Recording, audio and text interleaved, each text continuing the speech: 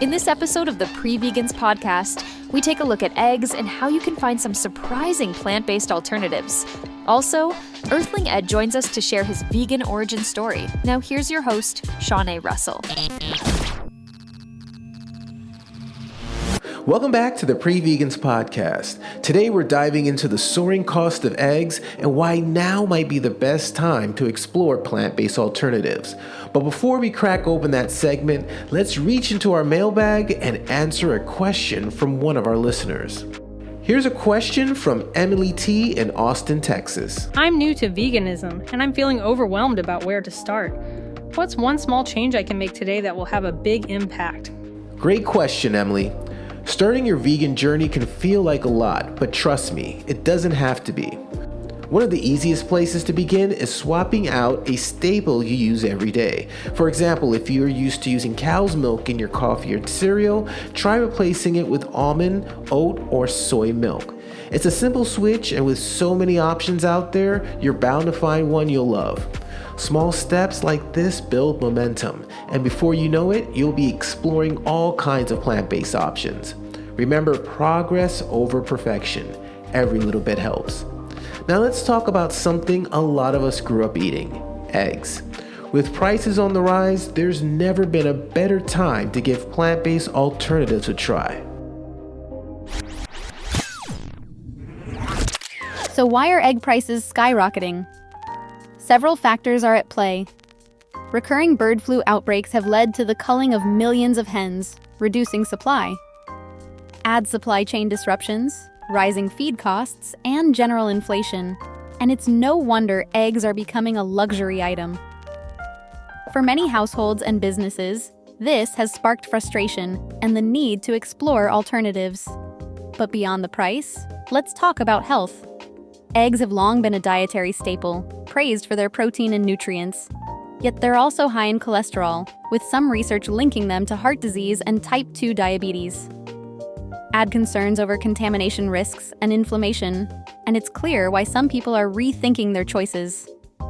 If you're looking to move away from eggs, whether for health reasons, ethical concerns, or rising costs, there are plenty of plant-based alternatives to try. Let's explore a few options. Just egg. Made from mung beans, this product scrambles just like eggs and is perfect for breakfast dishes. Tofu scramble. Seasoned with turmeric, black salt, and nutritional yeast, crumbled tofu mimics scrambled eggs and is high in protein. Flaxseed or chia eggs. Perfect for baking. These substitutes add fiber and omega-3. Aquafaba. The liquid from chickpeas can be whipped into a foam for meringues and baked goods. Chickpea flour. Omelets. Mix chickpea flour with spices and veggies for a hearty, protein-packed dish. Mashed bananas or applesauce. Great for baking, these natural purees add moisture and sweetness. And don't forget about store-bought vegan egg replacers, like those from Bob's Red Mill or Follow Your Heart. If you're ready to make the switch, here are a few tips. 1. Experiment with substitutes to find what works best for your recipes. 2. Focus on whole, nutrient-dense foods like legumes and nuts for protein. 3. Read labels carefully to avoid hidden egg ingredients. 4. Enjoy the creativity of plant-based baking. Flax eggs and aquafaba make it so easy. With egg prices on the rise, now's the perfect time to explore these alternatives. You'll not only save money, but also enjoy the health benefits and peace of mind that come with a plant-based lifestyle. So, what's your favorite egg substitute? Let us know. Join the conversation and discover how delicious and easy egg-free living can be. One of my personal favorites is Just Egg. It takes a little longer to cook than traditional eggs, but with the right seasoning, it's amazing in some fried rice or even a breakfast scramble. Trust me, once you nail the technique, you won't miss a thing. So speaking of not missing a thing, our next clip features none other than Earthling Ed, sharing his vegan origin story.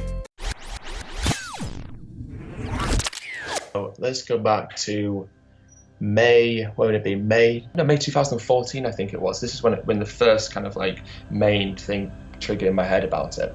And I came across this story, basically. It was about this truck full of chickens on the way to the slaughterhouse had crashed on the motorway. And I was reading, it was in BBC News, and I was reading about it, and the journalist was saying that I think it was like 1,500 of these animals had died on the impact on the crash. And there were hundreds more that were mutilated. They had broken wings, broken bones. They were dying on the side of the road. And even more so, what disturbed me was there's some running for freedom, running into like the nearby fields, and even running into oncoming traffic. And it really disturbed me and shook me. And I remember thinking how horrible it must be for these animals. They must be suffering terribly, and the ones that are alive must be so scared and so full of fear. But I realized that, well, actually, in my fridge just over there, there's some dead chickens. And the only reason they were in that truck is because I was paying for them to be there. And it was hypocritical of me to feel sorry for these animals when I was the one that had sentenced them to that situation. And if anything, the ones that had died in impact had a more pleasant death than the ones that would make it to the slaughterhouse, because their death would have been instantaneous. But the ones that had taken the slaughterhouse had their fear as they'd been hung upside down and dragged through that electric water bath, or had their throats cut. So I went vegetarian after that because, well, I mean, I didn't know about the egg and dairy industries, but I couldn't sit comfortably with myself knowing that the animals that I ate had emotions like fear and pain and suffering. And it was interesting because it was the first time that I actually recognized these animals did suffer. It's funny because it seems so obvious that, of course, these animals are alive, they suffer, but we never think about it. And I acknowledged very easily that dogs and cats felt pain and wanted to live and had a preference to live. But the animals on my plate, for some reason, I didn't think they had those same abilities or those same wants. So it forced me to reevaluate how I viewed the animals that I would normally see on my plate. And I realized, actually, these animals are just the same as me, or the animals that I love, and they want to live. And because they want to live, how do I justify taking their life? And there wasn't a justification, because there isn't one. So that was what made me go veggie. And then my partner, this is about 8 months later, she says we should watch Earthlings. And I said to her, no, I'm not gonna watch that. I knew a little bit what it was about, and I'm like, there's no way I'm gonna watch that. I'm a vegetarian. Animals don't die for me, right? That kind of old, that thought that many of us have had as vegetarians. That's what I thought. Animals don't die for me. There's no need for me to watch Earthlings. I even said veganism is extreme. I said that myself. One day she put it on. I thought, okay, let's just watch it. So I watched it, and that was kind of it. After that, I was like, oh, this is serious. So this is far bigger than just meat. In fact, it's far bigger than just the animal products that we eat. This is everything: clothing, cosmetics, animal testing, entertainment. The magnitude of it dawned on me in that moment, is so huge and so vast that simply being vegetarian didn't even come close to being enough. So that was what triggered me then to look up the environment and the health and go vegan. What I love the most about vegan origin stories is they remind us that everyone started somewhere. Even the most passionate advocates were once figuring it all out, just like Emily from earlier. If this is your first time tuning in, welcome. We'd love it if you subscribe to our podcast and leave a review. It helps us reach more pre-vegans just like you. And a big shout out to Ali M from Miami for joining the Vegans Explore community. We're so excited to have you join us. If you want to be part of the conversation and connect with an amazing group of vegans and veg curious folk, head over to vegansexplore.com.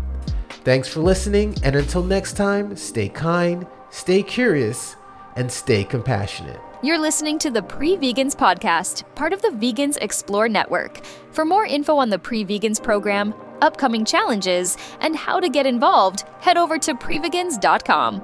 Today's episode was edited and produced by Vegans Explore founder Shawnee Russell.